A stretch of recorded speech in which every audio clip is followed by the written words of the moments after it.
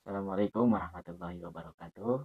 Perkenalkan, nama saya Egi Maulana dengan NIM 12320202145. Yang terhormat Bapak dosen pengampu mata kuliah metodologi penelitian, eh, Bapak Profesor Dr. Andes Haji Teddy Priyatna MAG dan juga Bapak Syamsuddin Aji Saputra MPD. Di sini saya akan mempresentasikan hasil penelitian saya yang berjudul peran pola asuh keluarga dalam meningkatkan prestasi anak. Saya memilih judul ini karena prestasi belajar anak tidak hanya dipengaruhi oleh faktor-faktor sekolah, tetapi juga sangat ditentukan oleh pola asuh keluarga. Selain itu juga kajian kualitatif yang menggambarkan praktik pola asuh secara mendalam masih sangat terbatas, sehingga penelitian ini diharapkan dapat melengkapi penelitian-penelitian yang sebelumnya. Keluarga merupakan lingkungan pendidikan pertama dan paling fundamental dalam perkembangan anak, baik dari aspek kognitif, emosional maupun sosial. Melalui interaksi yang berlangsung secara intens di lingkungan keluarga, baik anak membentuk sikap, motivasi, serta kebiasaan belajar yang akan berpengaruh terhadap prestasi akademiknya di sekolah. Namun berdasarkan kondisi di lapangan yang masih ditemukan dari orang tua yang menerapkan pola asuh otoriter maupun pola asuh permisif yang dalam praktiknya belum sepenuhnya mendukung perkembangan belajar anak secara optimal. Padahal berbagai penelitian menunjukkan perkembangan belajar anak secara optimal menunjukkan pola asuh demokratis cenderung lebih efektif dalam meningkatkan motivasi dan prestasi belajar anak. Oleh karena itu, penelitian ini sangat penting dilakukan untuk mengkaji secara mendalam bagaimana penerapan pola asuh keluarga dalam kehidupan sehari-hari serta dampaknya terhadap motivasi dan prestasi belajar anak melalui pendekatan kualitatif. Jadi di sini rumusan masalahnya yang pertama yaitu bagaimana bentuk pola asuh keluarga yang diterapkan kepada siswa. Yang kedua, bagaimana dampak pola asuh terhadap motivasi belajar siswa. Dan yang ketiga, bagaimana peran pola asuh keluarga dalam meningkatkan prestasi belajar anak. Jadi tujuan penelitiannya yaitu untuk mendeskripsikan variasi pola asuh keluarga, menganalisis pengaruh pola asuh terhadap motivasi belajar anak, serta menjelaskan peran pola asuh keluarga terhadap prestasi belajar siswa. Jadi penelitian ini berlandaskan pada teori pola asuh yang dikemukakan oleh Baumrin. Baumrin membagi 3 pola asuh, yaitu pola asuh otoriter, yaitu kontrol tinggi, aturan ketat, dan anak kurang bebas. Jadi sangat ketat aturannya. Lalu ada yang kedua yaitu permisif, kebebasan tinggi, aturan lemah, tetapi disiplin rendah. Lalu yang ketiga yaitu demokratis, bimbingan seimbang, komunikasi juga terbuka antara orang tua dan juga anak.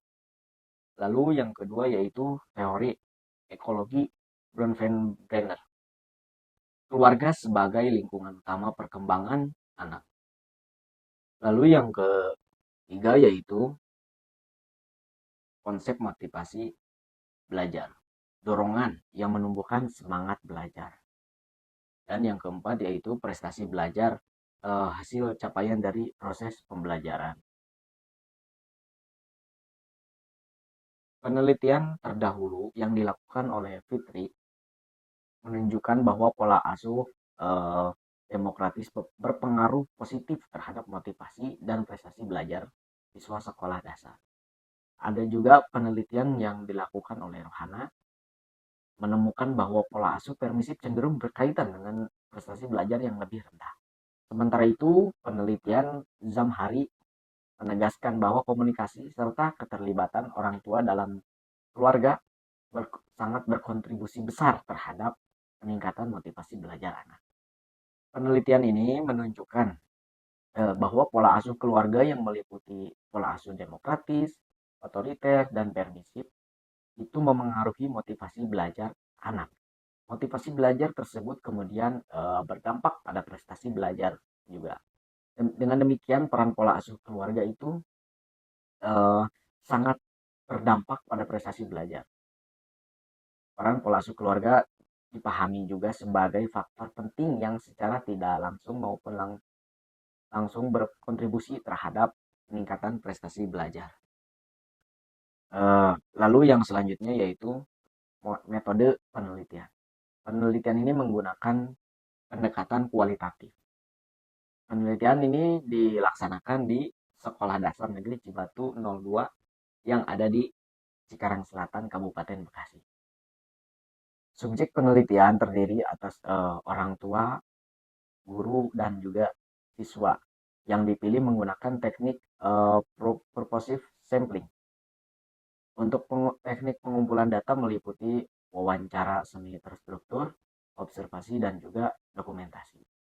Analisis data yang digunakan yaitu reduksi data menggunakan model Interactive Mills and Hoberman yang meliputi tahapan reduksi data, penyajian data, serta penarikan kesimpulan. Untuk hasil penelitian dari rumusan masalah yang pertama, bagaimana bentuk pola asuh keluarga yang diterapkan kepada siswa. Jadi hasil penelitian menunjukkan bahwa orang tua siswa yang menerapkan 3 bentuk pola asuh yaitu pola asuh demokratis, otoriter, dan permisif.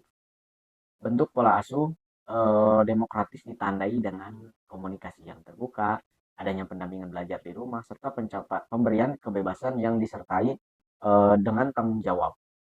Adapun pola asuh otoriter ditandai dengan kontrol yang ketat dan penerapan aturan yang dominan dari orang tua. Sedangkan pola asuh permisif ditunjukkan melalui kebebasan tanpa pengawasan serta tidak adanya aturan belajar yang jelas. Untuk hasil penelitian rumusan masalah yang kedua, yaitu bagaimana dampak pola asuh terhadap motivasi belajar siswa. Terkait dampak pola asuh terhadap motivasi belajar, hasil penelitian menunjukkan bahwa pola asuh demokratis memberikan pengaruh yang paling positif. Anak menunjukkan rasa percaya diri, semangat belajar, serta konsistensi dalam menyelesaikan tugas akademik. Sebaliknya, pola asuh otoriter membuat motivasi belajar anak lebih bersifat eksternal, yaitu menunjukkan eh, yaitu karena dorongan rasa takut terhadap hukuman, jadi secara terpaksa.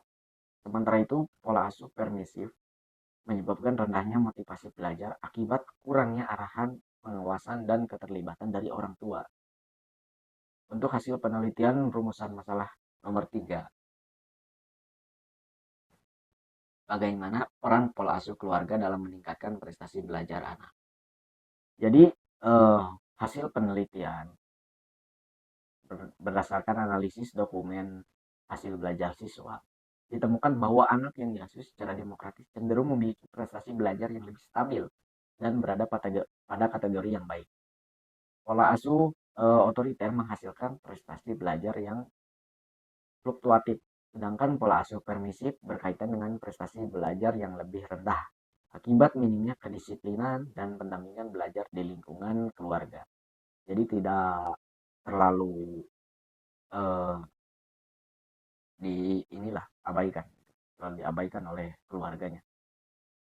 Berdasarkan hasil penelitian, kesimpulannya dapat disimpulkan bahwa pola asuh keluarga memiliki peran yang sangat signifikan dalam membentuk motivasi dan prestasi belajar pada anak.